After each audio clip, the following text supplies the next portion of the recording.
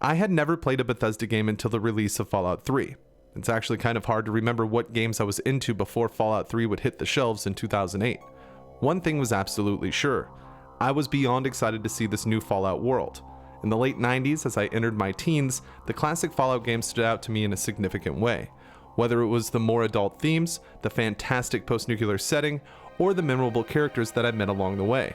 Something always connected with me about the Fallout universe from the moment I got to experience it. And if you want to stand out to me in a significant way, subscribe to the channel now for more content like this, because as we all know, I don't enjoy telling you to subscribe, but when done righteously, it's just a chore, like any other. While I had no experience with Bethesda, Fallout was a topic I knew all too well by the time Fallout 3 was announced, but to really make the point on how big of a deal it was that the series was being resurrected, I want to take the time to explain the circumstances around the Fallout IP at the time. It had been 10 years since we had seen a genuine mainline Fallout game.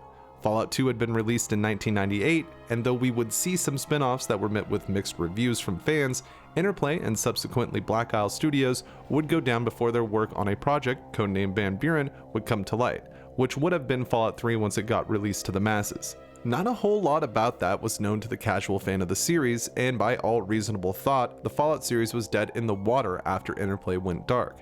Even when it comes to the spin-off games, 2001 would be the last time we would see a Fallout game released, it was an incredibly lousy send-off for such a marvelous series, with Fallout Brotherhood of Steel, the first console and multiplayer entry in the Fallout world, being a thunderous slap to the face of anyone who wanted an authentic Fallout experience. So it made sense to completely write Fallout off after all this time. Going back and playing the originals, which by the time we would hear about Bethesda's Fallout 3 had become cult classics, so it was rather shocking to see that a Fallout 3 was in production. I had never even heard of Bethesda before I saw the announcement, but upon doing my research, I would see the game worlds they had created in the past, and it got me excited to see a first-person Fallout experience. So by the time I got my hands on the game, I was on full hype. I didn't use the internet the same way I do now that I did back then, and there weren't a plethora of YouTube channels sending out different opinions back then either. I entered the game knowing very basic information. This was a new Fallout game in the mainline series, and it takes place in Washington, DC. So going through the experience of Fallout 3 for the first time on my end was an absolute treat. I had never played a game like it before, and the next Bethesda game I would play would be Skyrim, so I didn't have that previous Oblivion experience that many went into Fallout 3 with. I had no expectations, only nostalgic memories of the classic Fallout games. Because of this, I enjoyed my first run of Fallout 3 quite a bit, going through every nook and cranny to find anything I could, and Fallout 3 delivered. I would frequently venture out and about in the Capital Wasteland and find myself embroiled in a massive side quest or some area deep with environmental storytelling to explore. My first time with Fallout 3, I even thought the main quest was exciting and at times engaging. I found myself attached to the characters and the story that was being told. By the time the DLCs had all been released, Fallout 3 was at the top of my list when ranking the series.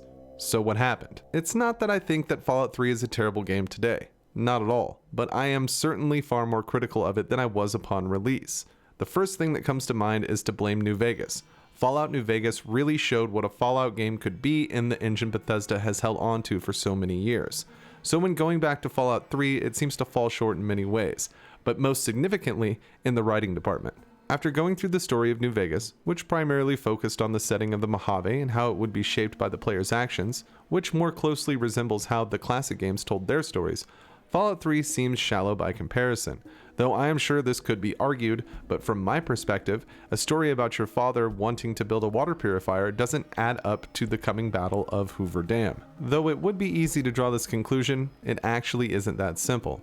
Most games I have played and loved in the past, I continue to play and love, even if they have sequels that have left a bad taste in my mouth, or, like Fallout 3, sequels that have gone far beyond expectation. One series that really stands out in this department is Metal Gear Solid. I've been a massive fan of the series since the beginning on the OG PlayStation. Of course, I'm referring to the Solid series in the Metal Gear canon.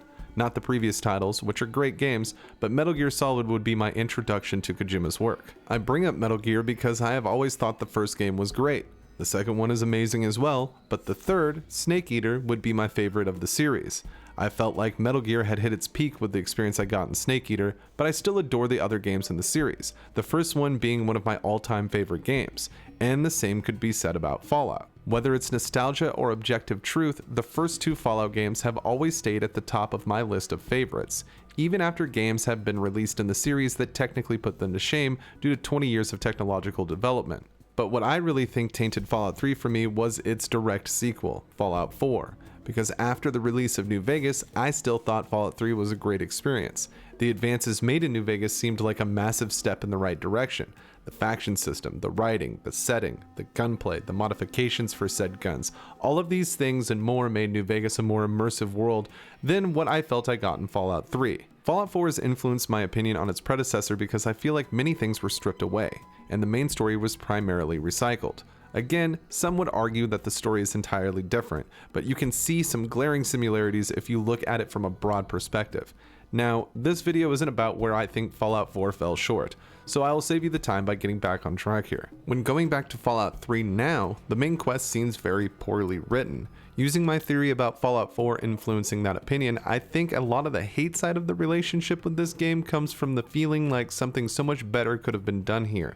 The first thing I hear when I say that is, well then Mantis, how would you do it if you are so smart? And I've given an answer to that question in videos before, so there is no need to bore you with how I would personally do things, but I can simplify to make my point. What made previous Fallout games so great was the setting.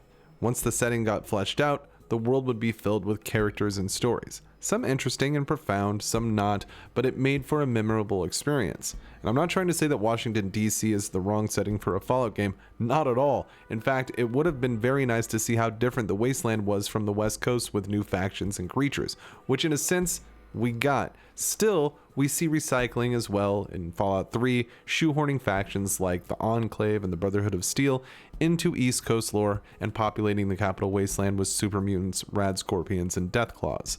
When past Fallout games focused on the actual post-nuclear world that you would call home, Bethesda has repeatedly made the games about arbitrary relationships that don't mean the same to everyone, but they expect everyone to interpret them the same way.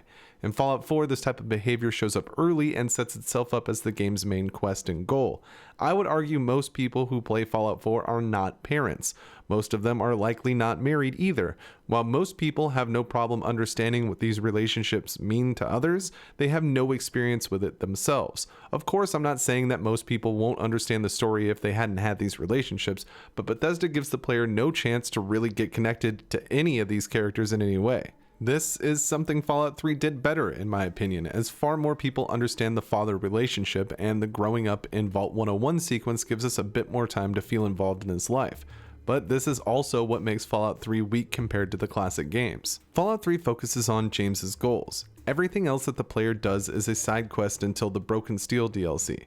Even after James has died, the player will continue his quest and die while doing so before the DLC. So I can say with 100% certainty that Fallout 3 was designed to showcase the story of James, and they chose to do this through his child's eye. As if the player was James, the game would have been pretty linear to get all the events lined up. This departure from how Fallout had built its reputation is a huge reason why the game feels shallow to many people who have played it and are critical of it. Had the main story focused on the more significant threat to the capital Wasteland and how each faction or town or even person you interacted with shaped that conflict, it would likely not be perceived this way. When you take something like Fallout's setting and choose to tighten the lens on a single person, regardless of how important that person is, it does a great disservice to the world this series has to offer. Again, I'm not saying I'm not a fan of these games, I like them a lot, but the main quests of both Bethesda mainline Fallout games come off as similar and shallow, especially when compared to the classics in New Vegas. So I guess I love Fallout 3 for breathing new life into the series. Without Bethesda grabbing the reins and producing an overall great experience, Fallout would still be dead in the water. I also believe that Fallout 3 has a lot to offer with all the DLC installed, even with multiple trips through this world. The Capital Wasteland offers explorers quite a bit, and the overall atmosphere fits in excellent with the Fallout universe. The side quests offer a great experience, and I still find myself enjoying my time with Fallout 3 to this day. The strange thing about the whole situation is, Deathclaws, Super Mutants, the Brotherhood of Steel, and the Enclave all do make this game feel, quote, more like Fallout. But I can't help but feel like we could have had a truly original experience in DC without rehashing so much from the classic games. Again, this is something I've gone over before in videos, but to sum it up quickly, you have great factions like Riley's Rangers and Talon Company. These two groups could have easily been built on and set the Fallout universe seen on the East Coast. To hear more about how I would work within Bethesda's lore to create a new Fallout 3, you can check out my video on the subject. Overall, I still have love for the first entry to the Fallout series from Bethesda. What we got is a hell of a lot better than getting nothing at all, and where Bethesda has taken the series on a technical level is fantastic, with Fallout 4 having the best actual gameplay of the series, even if a lot of the rest of the experience falls short. The hate, if you could even call it that, stems from further disappointment with the franchise, something anyone who is a sizable fan of anything could understand. Many people try to compare the way Star Wars has gone to how the Fallout series gets treated, but I can't really speak on that since I haven't seen anything Star Wars since the original movies, but it does show that this isn't just an issue with Fallout. I find the stories much more engaging personally when the area we inhabit holds the real story and the player, acting like a chess piece, changes and grows more important with each new part of the main quest. The world conforming to each choice, like a canvas and the player has a paintbrush. This is the vibe the classic Fallout games had and the feeling New Vegas brings to the series post-Bethesda. From the moment I played Fallout 3, Bethesda had a hold on me. Their games would change my life many times in both minor and significant ways, to the point where I am now starting a career mainly covering them in video essays. So all criticism comes from that deep type of love. I am so critical of Bethesda because I have seen their potential and experienced their magic firsthand, and to see it dwindle hurts in ways that are hard to describe. It gets sad to see an ever-increasing lack of main quest depth with games like Fallout, but it's great to have Fallout in the mainstream. That is why I have a love-hate relationship with Fallout 3. Thanks for checking out my video about Fallout 3 and my love-hate relationship with it, and if you enjoyed it, make sure to leave a like down there so I know, and subscribe for more content like this. I want to thank my patrons and YouTube channel members, but a special thanks to my biggest supporters: Abdullah Athani, Zeroster, JP Rivera, Fireflare, Primark Mustard, Edgy, Bill Scott Sheets, Papa Swanson, Billy Joe Jimbob, Legendary Angel 94, Phil Starsick, Irk the Irk, Ruben Atwood, and Techie. Thank you so much for supporting my channel. It really means a lot to me, and I would not be able to do this without you. So I hope to catch you on the next one. It has been Mantis. I gotta testify. Come up in the spot looking extra fly. For the day you die, you gon' touch the sky. You gon' touch the sky, baby girl. Testify. Come up in the spot looking extra fly. For the day you die.